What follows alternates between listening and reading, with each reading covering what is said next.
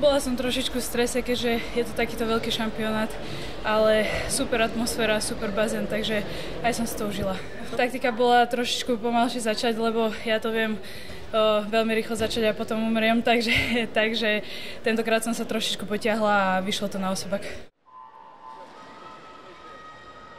Mala krátký bazén v Melbourne a to je môj druhýkrát, čo pretekám 20-metrový bazén. To bolo, že plávať akože veľké prvú 50-ku a malé nohy a potom druhú už dávame nohy a všetko.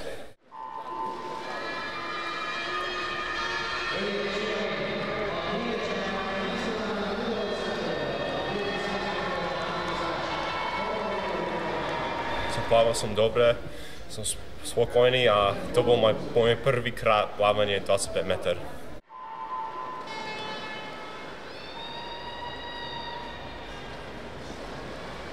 Hlavne keď som plávala vedľa svetovej rekordérky, čo vlastne aj potvrdila teraz na 50 motýl, takže snažila som sa to ale užiť, takže určite som si to užila. Ale bol to obrovský zážitok a som rada, že mohla som byť toho súčasťou.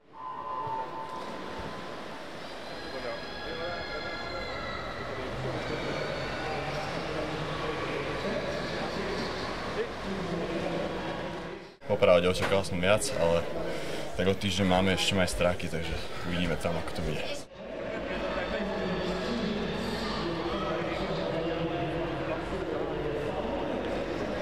Ja som na prvých svojich veľkých majstrovstvách sveta, takže asi toto je za mňa prvá veľká taká skúsenosť na svete, takže ja som si to veľmi užila osobne a dúfam, že aj dievčatá.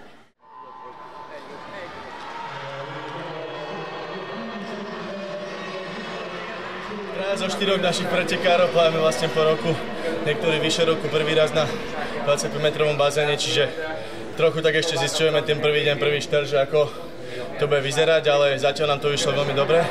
Dokázali sme poraziť niektoré krajiny v našej rozplave aj z tej predtým, takže celkovo akože úspech na 100 kráľov sa nás tu málo kto z nás špecifikuje úplne, takže sme to nejako pozliepali a dopadlo to nakoniec celkom dobre, takže sme spokojní a tešíme sa na ďalšie dni.